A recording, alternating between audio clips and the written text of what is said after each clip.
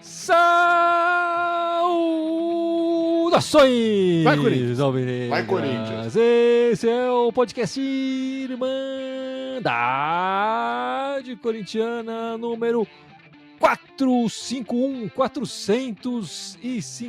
Eu sou o Guilherme, eu tô aqui com o Dudu e com o Gibson. E a Ana, Gibson? Cadê a Ana? A Ana tá desfrutando do cartão corporativo lá do Corinthians, né? Pelo visto descolou uma boquinha e tá gastando dinheiro por aí. Mas também não precisa gastar tudo no final de semana só do cartão corporativo, né, Ana? Deixa pra nós aqui o restante.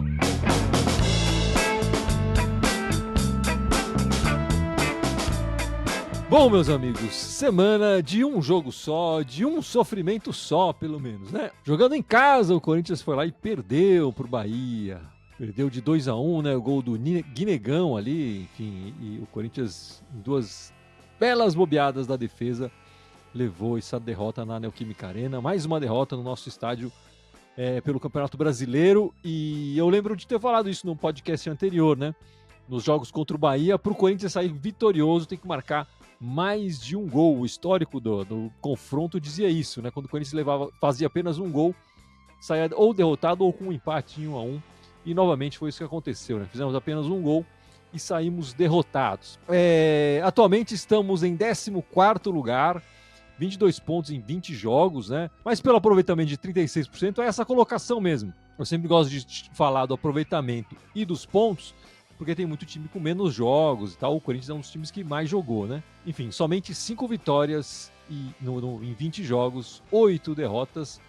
Gibson, uma diferença de 3 pontos pro Z4, né? 36% de aproveitamento. Pois no meio da semana antes dessa rodada, essa diferença estava em 6 pontos. E agora ficou 3 pontos, porque, enfim, os times estão ali atrás, que obviamente estão mal no campeonato, mas não tiveram uma rodada tão ruim assim. Inclusive o Vasco, que acabou de meter aí uma agulhada na peixada. Então, assim, liga o radar, porque assim, não tá mais tão longe assim na zona de rebaixamento. Em termos de aproveitamento, a gente ainda não tá no Z4, mas tá na porta. Enfim. Esse aproveitamento de 36 pontos é terrível. Normalmente, né? Seria pra estar no Z4. É que esse ano tem times piores. Enfim. Tem times muito ruins esse ano. Mas essa rodada aqui deu uma bela encurtada nessa distância que a gente tinha. Então, assim, abre o olho e nosso próximo adversário é o Vasco. Né? Então, assim, abre o olho porque não dá mais pra ficar vacilando desse jeito, não, cara. Tomar gol com 1 minuto de jogo. Não dá mesmo. E a gente falou aproveitamento de 36%, mas, Dudu, olhando os últimos 10 jogos do Corinthians, o aproveitamento é de 26%. É uma vergonha esse aproveitamento, olhando um histórico de 10 jogos, uma vitória apenas nos últimos 10 jogos brasileiros.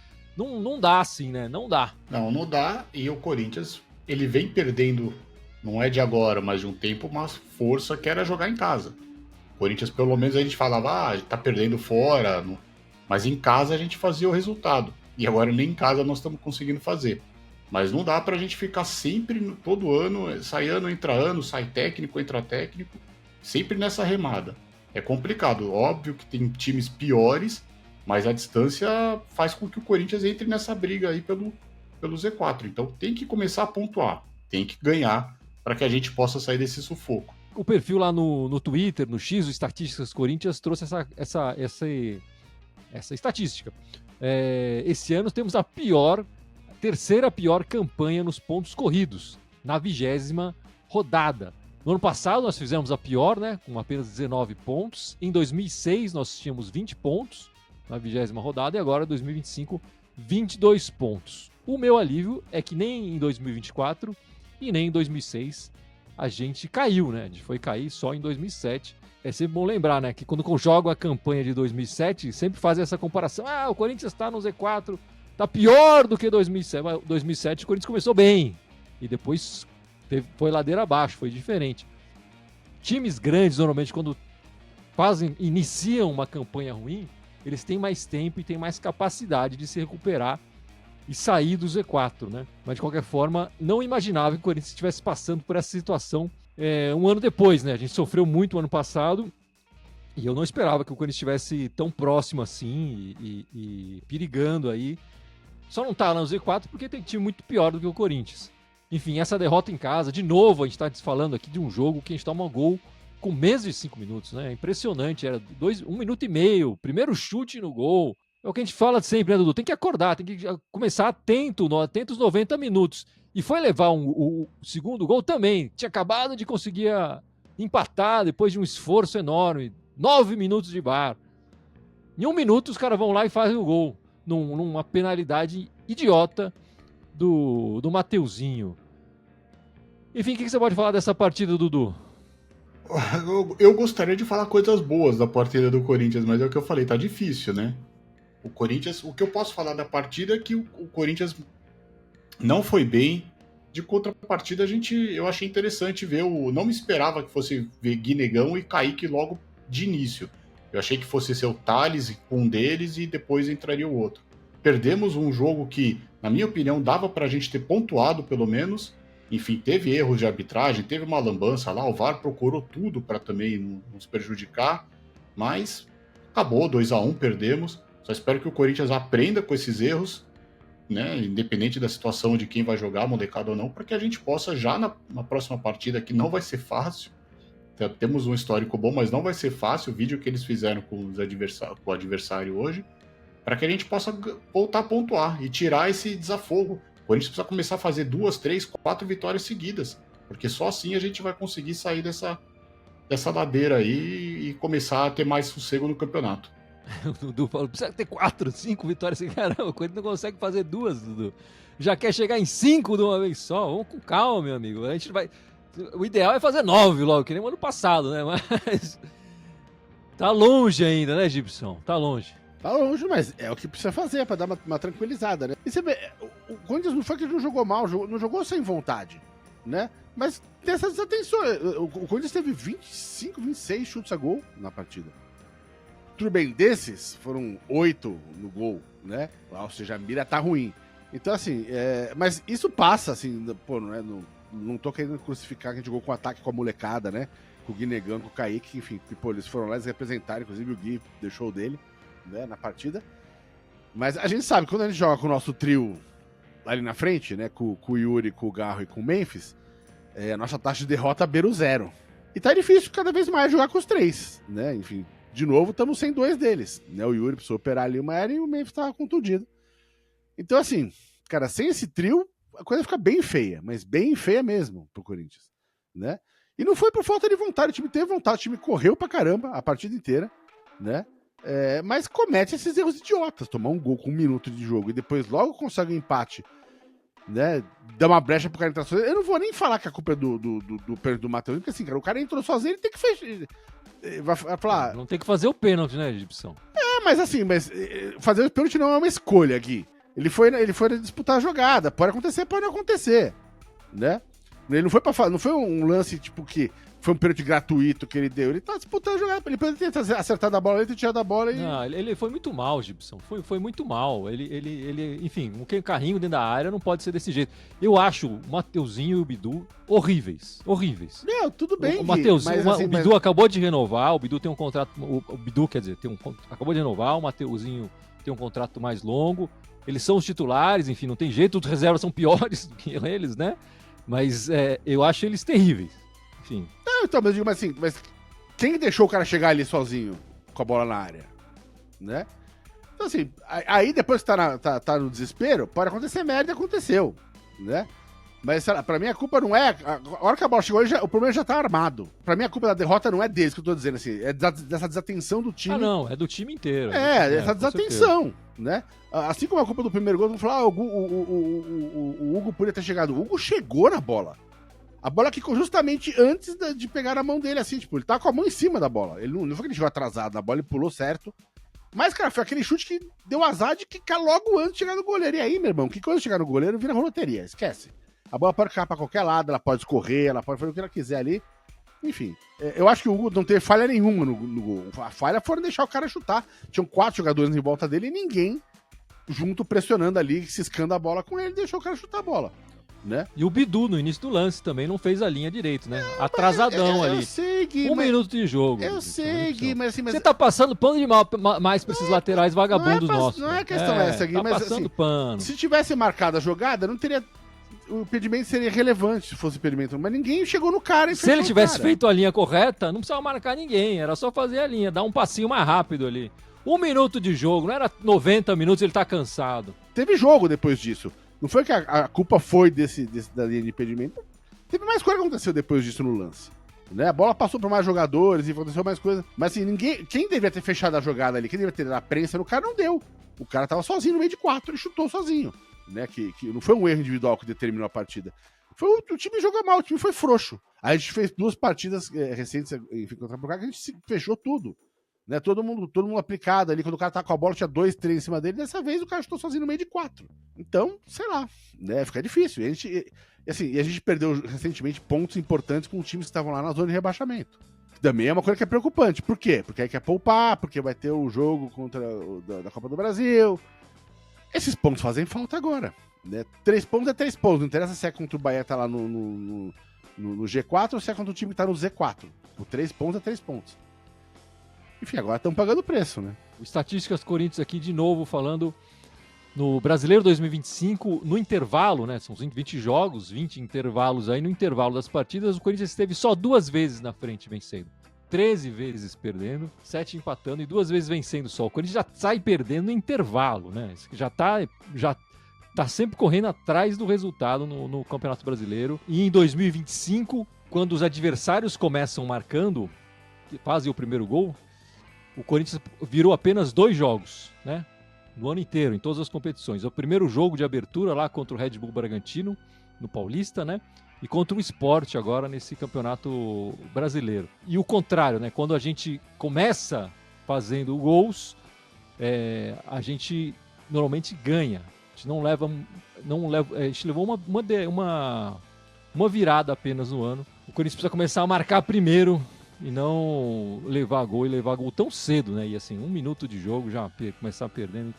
E o Gibson tinha falado da estatística, né? Do Garro, Memphis e Yuri, quando os 3 estão juntos, desde a estreia, né? Quando os 3 jogaram juntos, fizeram 19 jogos, são 13 vitórias e só 2 derrotas, né? 75% de aproveitamento quando os 3 começam uma partida. Mas a gente viu, Gibson, a estreia do Vitinho aí nessa partida. O Vitinho, que além de estar vindo do futebol árabe, estava 2 meses sem jogar, né? 2 meses só treinando aí, sem contrato, e jogou uns minutos ali. Você gostou da partida do rapaz? Difícil falar, né, também? Chegou já então, chegou chegando, aquela coisa, chega e já bota pra jogar, porque o time tá no desespero, e aí precisa, enfim, apelar, o cara chega, mal deve ter treinado com o time, se treinou, né? Eu imagino que se o Corinthians estivesse ganhando, talvez o Dorival não colocasse o Vitinho. Enfim. Exato, né? Agora, chega e vai rifar o cara que chegou, né? Enfim. Não que eu seja com grandes esperanças com o Vitinho, mas assim, mas chega rifando o cara, né? Não mudou o problema do jogo, sabe, com o Vitinho ali, né? Não foi que alterou e começamos a atacar melhor e fizemos o gol, não. Né? Então, sei lá, né? Eu também não vou julgar o cara por causa desse, enfim, poucos minutos que ele jogou ali, enfim, mas não deu pra ver, pra mim não deu pra ver, tirar inferência nenhuma do Vitinho nessa partida. E Dudu, você mesmo comentou, né, a gente falando aqui da base e tal, o Kaique finalmente com chance titular, o Guinegão de novo também titular, Dieguinho entrou no meio do jogo, o Bahia também entrou no meio do jogo.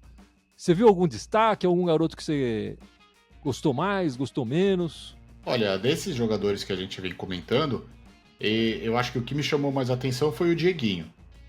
Ele entrou, acho que com mais personalidade, foi pra cima, entrou com a responsabilidade de armar. Mas eu gostei ontem muito acho que o Kaique, né? Ele finalmente jogou um pouco mais, ele foi bem pelos lados.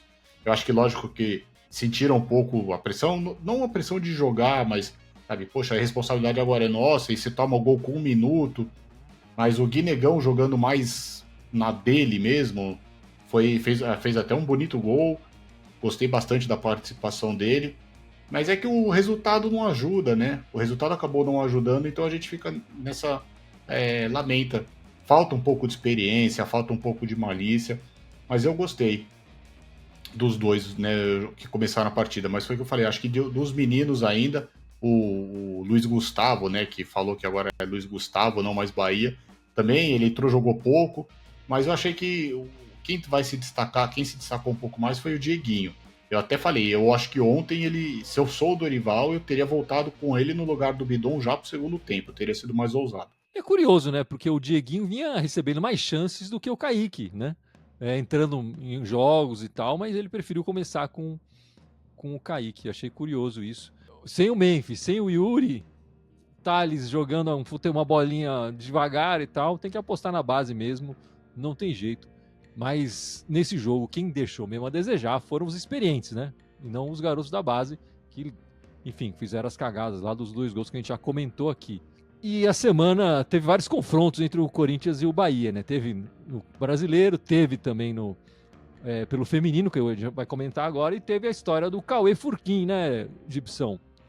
O Cauê que da base, tinha ficado no banco umas 2 vezes, já com o Dorival, que estava treinando com os profissionais, Dorival de olho nele, foi transferido pro Bahia, né? O Bahia que tem por trás dele o Grupo City, lá do Manchester, tem um time americano também, enfim. 14 milhões de reais de multa levou o garoto da nossa base. Ele ainda ganhou 1,5 milhão de luvas, né? Difícil concorrer assim, né, Gibson? É difícil concorrer assim, por várias razões. Primeiro, o Corinthians tá há anos com problemas financeiros, enfim, isso não é nenhuma novidade, a gente não vai entrar nesse assunto de novo. Mas as categorias de base do Corinthians são uma zona, né? Enfim, especialmente nos últimos anos aí, né? O Augusto Melo, cara, teve 1 bilhão de contratações, cada contratada baseada. E, cara, aí fica difícil assim, fica difícil administrar, fica difícil fazer os contratos decentes, fica difícil fazer qualquer coisa.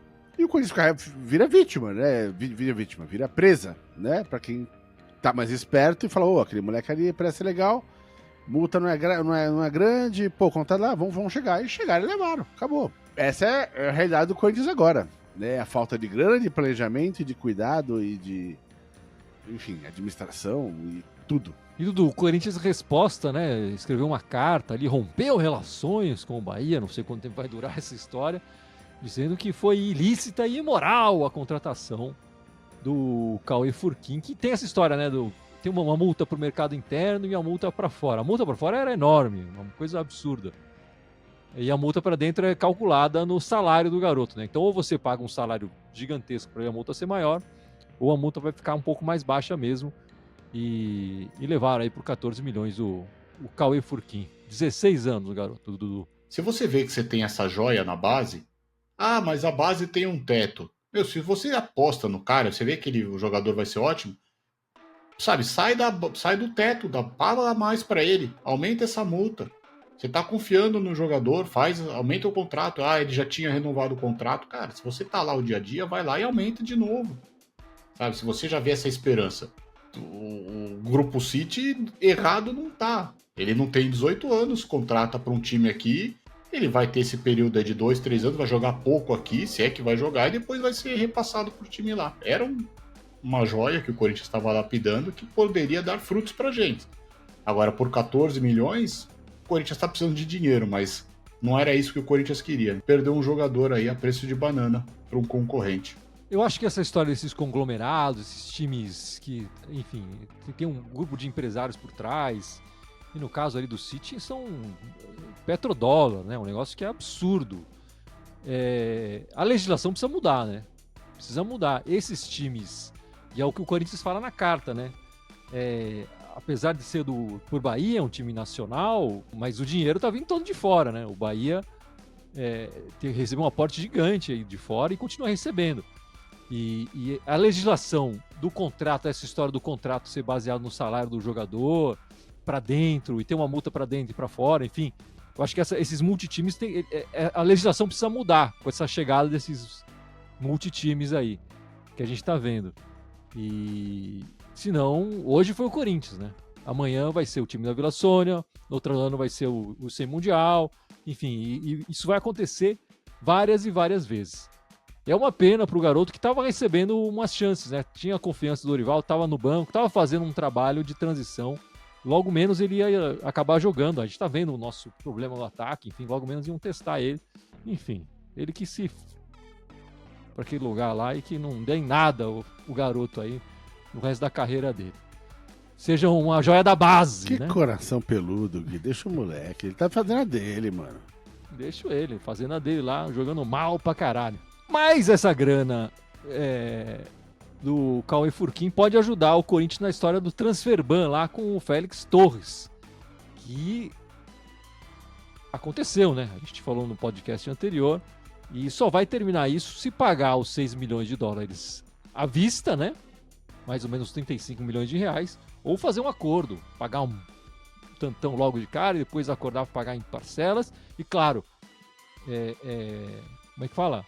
Honrar as parcelas, né? Porque já rolou um transferban, se não honrar uma parcela, provavelmente vai ser mais rápido essa história do transferban. O dinheiro do Cauê Furquim já pode servir para o Corinthians abrir um negócio ali com o time mexicano. Mas aí depende dos caras aceitarem ou não, Gibson.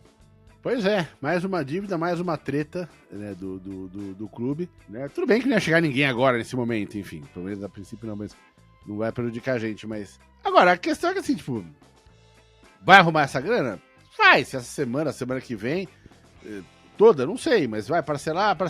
Não tem saída de curto prazo desse buraco, não tem. Esquece jogador de peso, cara, não tem grana pra contratar.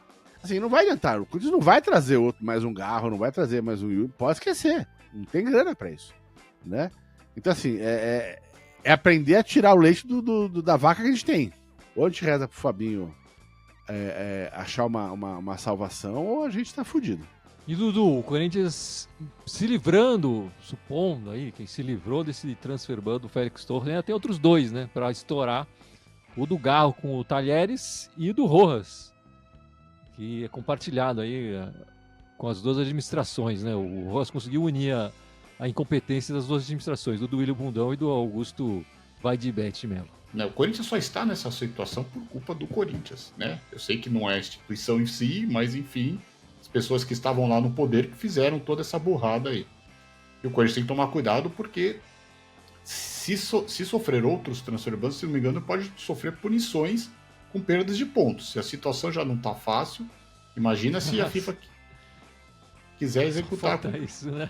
Então. Falou. O Corinthians tem que tomar muito cuidado. O time de Minas lá, lembra, na Série B, sofreu, perdeu pontos. O Corinthians se cuide aí, que resolva tudo quanto antes, para que a gente não entre numa situação ainda mais delicada.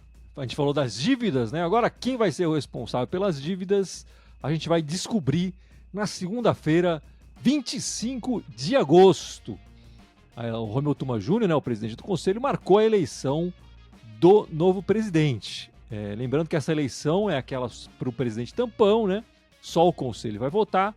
Pelo que eu entendi, são 300 membros, né, votantes que podem votar lá no conselho. Então é um grupo bem pequeno de pessoas que vai decidir o próximo presidente aí pelo 1 ano e pouco até o final de 2026, né? Depois de 2026 tem... Dos quais 100 ainda são aqueles conselheiros vitalícios, né? Que são aquelas raposas que estão lá sempre, né? É isso, exatamente. O que o pessoal tá dizendo aí, não tem candidatos oficiais ainda, eu acho que essa semana que vai começar a ser divulgado mais, mas assim, o Osmar Stabile se coloca, né, como um candidato para continuar.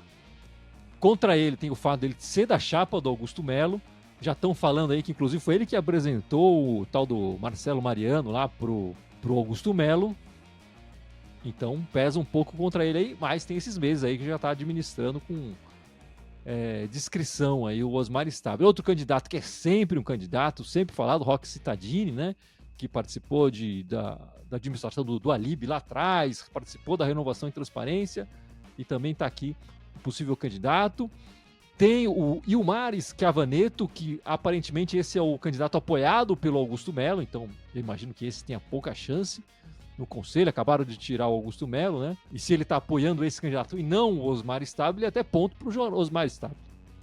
E tem esse novo candidato aí que está aparecendo do nada, aí, o tal do André Castro, que na campanha já está falando que tem $1 bilhão à disposição, ponto para ser assinado para o Corinthians, caso ele seja eleito, né? Caso ele seja candidato.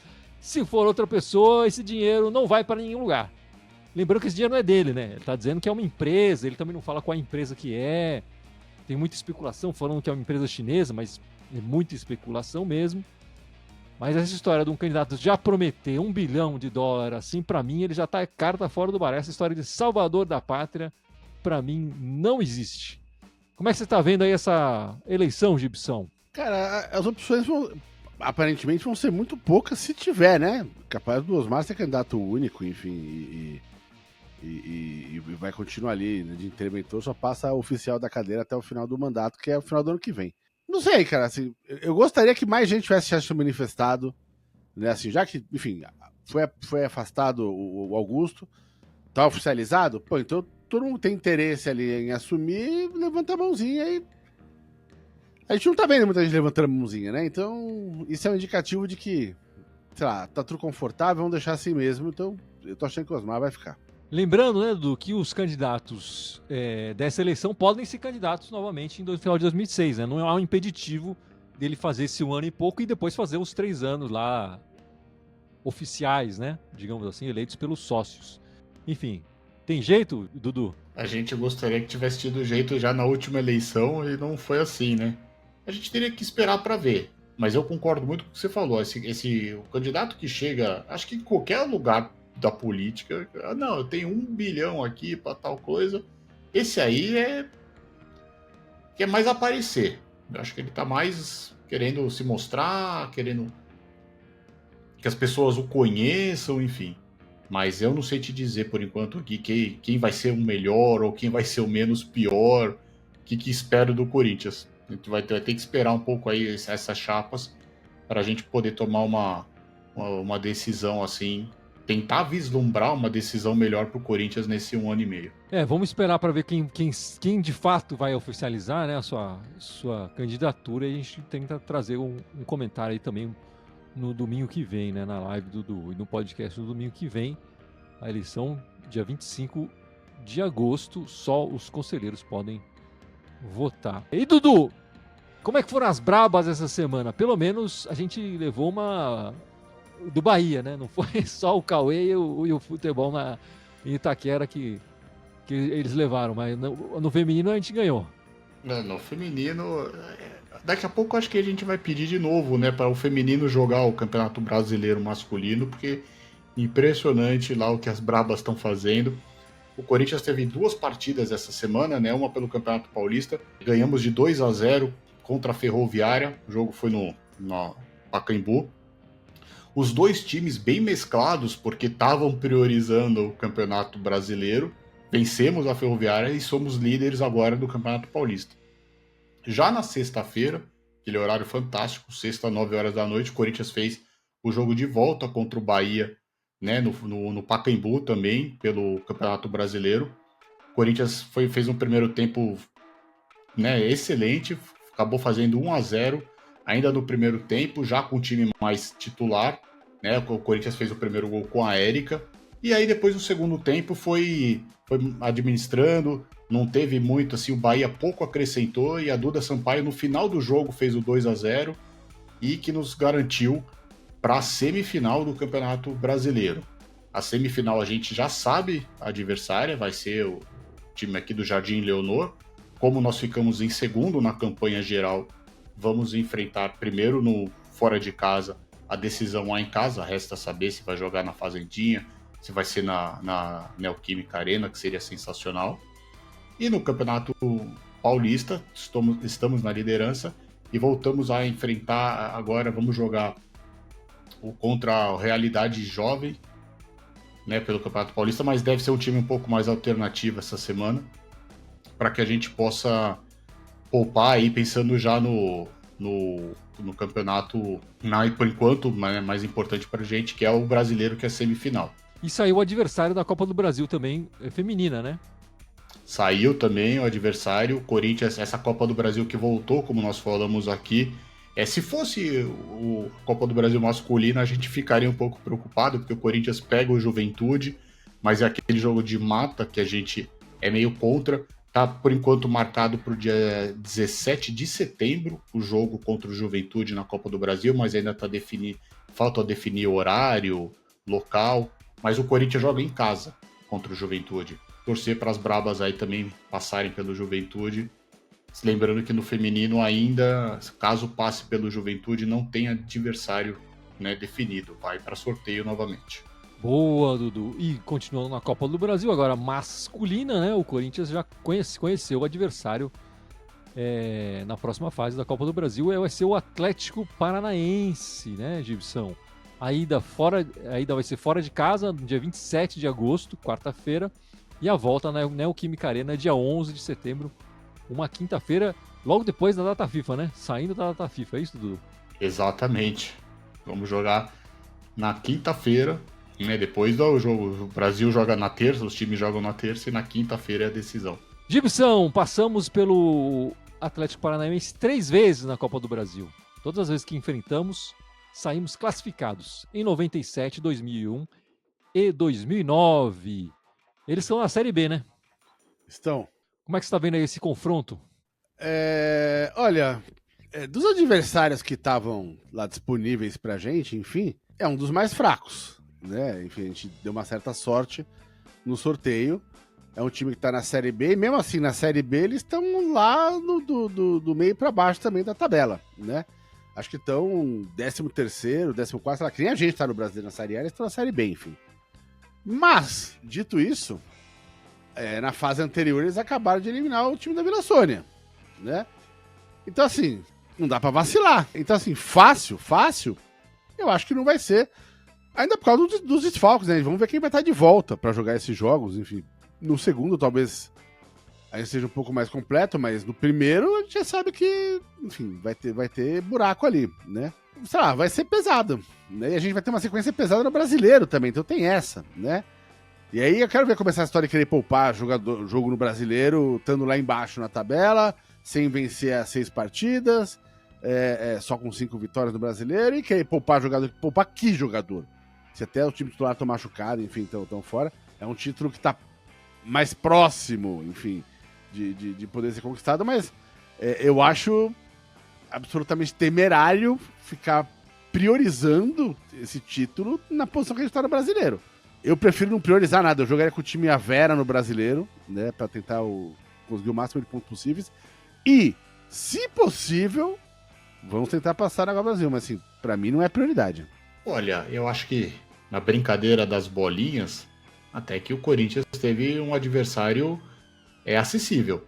A questão é que o Corinthians não fez o dever de casa, pelo menos uma parte do dever de casa no Brasileiro. Se nós estivéssemos numa situação um pouco mais confortável, poderia dar uma prioridade para a Copa do Brasil. Mesmo a gente sabendo que o Gibson não gosta, mas o Corinthians poderia dar essa prioridade. Na situação que nós nos encontramos, não podemos. Tem que entrar com o que tem de melhor no Brasileiro e vai ter que entrar com o que tem de melhor na Copa do Brasil. Mas, nessa situação que o Corinthians mesmo se colocou, a Copa do Brasil ainda deu um adversário mais acessível do que outros que poderiam cair conosco. E eu tava olhando aqui, sem contar que entre essas 2 partidas aí da Copa do Brasil, a gente vai ter indo sem Mundial, né, no Brasileiro, né? Então, vai jogar com o time reserva? Não vai. A situação do brasileiro, enfim, se tivesse ganho esses 2 últimos jogos, por exemplo, a gente podia falar, de repente pode dar uma negociada aí e tal. Agora, com esses últimos resultados do brasileiro, realmente não tem chance de bobear. E aí, na verdade, a gente começa a pensar em negociar reservas na Copa do Brasil, né? Essa aqui é a questão, não o brasileiro. Só lembrando que, diferente do feminino, o masculino saiu todo o chaveamento, então a gente já sabe, caso passe o Atlético Paranaense, que nós vamos pegar ou o Cruzeiro ou o Atlético, né?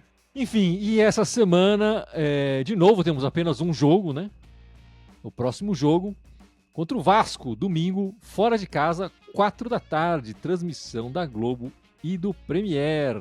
Enfim, a nossa última vitória no campeonato foi fora de casa, né? Será que vai vir outra fora de casa aí, Gibson? Olha, tá complicado, viu, cara? Sei lá. Eu não sei se eu apostaria nisso, não. Eu espero que sim. Enfim, tá precisando ganhar. Mas aí todo mundo viu o que o Vasco fez hoje com o time da Baixada, né? Assim, eu acho que foi um espasmo. Você pega os últimos jogos do Vasco no Brasileirão, eles perderam um monte de jogo também, enfim, então numa lama também.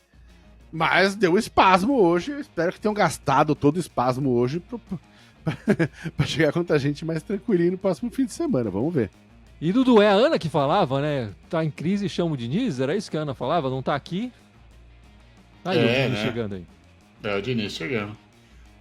Só falta, né? Mas normalmente era mais ele no Fluminense, né? Embora ele tá no outro time do Rio. Mas é aquilo que a gente falou, o Corinthians agora tá numa dessas que não importa se vai enfrentar o Vasco no Rio, se vai enfrentar o Vasco em São Paulo, se vai enfrentar o Vasco em Brasília. O Corinthians precisa ganhar, o Corinthians precisa pontuar. Então, vamos pra cima do Vasco, coloca o que tem de melhor, né? A gente sabe que volta o Romero, o glorioso Romero, mas enfim, não sei o que o Dorival vai fazer, se ele vai manter a molecada. Precisa ganhar do Vasco. Independente de onde for o jogo, o Corinthians precisa desses 3 pontos urgentes. Você falou do Romero, né? O Romero na história é o maior artilheiro do Corinthians contra o Vasco. São 5 gols em 7 partidas. O paraguaio que tá numa seca aí, enfim, jogando mal também. De repente o Vasco vai salvar ele. Ele fez um hat-trick, desculpa, contra o Vasco lá em Brasília. Se não me engano, e logo depois ele saiu em 2018, né? Isso. Logo depois ele saiu, enfim, até ele voltar depois. Enfim. Nos últimos 10 jogos contra esse adversário fora de casa, né? O Corinthians até que tem um retrospecto razoável. Foram 4 vitórias, 5 empates e 1 derrota apenas fora de casa contra o Vasco nos últimos 10 jogos. Quer dizer, então o Corinthians consegue ter algum sucesso jogando fora de casa contra esse adversário. Eu digo fora de casa porque eles têm mandado os jogos, às vezes eles mandam no... Dudu falou, né, em Brasília, às vezes em São Januário, às vezes é no Mané Garrincha, enfim, em vários estádios aí que eles já jogaram. O problema é que essa derrota nossa foi justamente no ano passado, né? A gente perdeu de 2-0 lá, num daqueles jogos que o Corinthians foi comandado pelo Rafael Larúcia, lá entre os Ramons e a chegada depois veio os Ramons, né? Quem veio antes dos Ramons foi o Antônio Tonhão, Oliveira. Né? Isso, entre o Tonhão e enfim, já passou tanta gente, já até perco a linha do tempo dos nossos treinadores. Não tem jeito, é vitória ou vitória contra o Vasco fora de casa pra gente dar uma subida aí nessa tabela.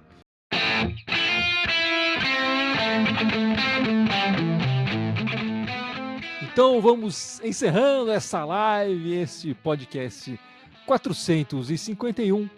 Mas não sei antes o Gibson lembrar nossas redes, certo, Gibson? Bora, vamos lá. Estamos ao vivo somente no YouTube, temos também o Instagram, Facebook, o Twitter, /x/x, SoundCloud, iTunes, Deezer, Spotify, Telegram, TikTok, Blue Sky. Todos eles Irmandade Corintiana com TH, pelo amor de Deus, escrevam certo. Só no Blue Sky, no Twitter, /x/x, que é Irmandade Timão. É isso, meus amigos. E Dudu, semana que vem estaremos de volta. Domingo, 7 horas da noite, após a partida aí do Campeonato Brasileiro, um pouco depois da partida, para comentar aí o que aconteceu essa semana, a partida contra o Vasco e já projetar aí o primeiro jogo contra o Atlético Paranaense pela Copa do Brasil. E já que não tá a Ana aqui para fazer um prognóstico, chutar um placar, eu que vou chutar agora, o jogo vai ser 1-0, gol do meu xará, Guinegão de novo, artilheiro da base, chegando com força aí. Sensacional. Tomara. E é aquela fase, né? Não interessa jogar bonito, tem que ganhar. Pode jogar feio, mas se ganhar, a gente vai estar feliz à beça. A gente precisa de ponto e não chapéu. Exatamente. É isso então, meus amigos. Vamos encerrando essa live, este podcast 451. Esperamos vocês na semana que vem. Muito obrigado e vai, Corinthians! Vai, Corinthians!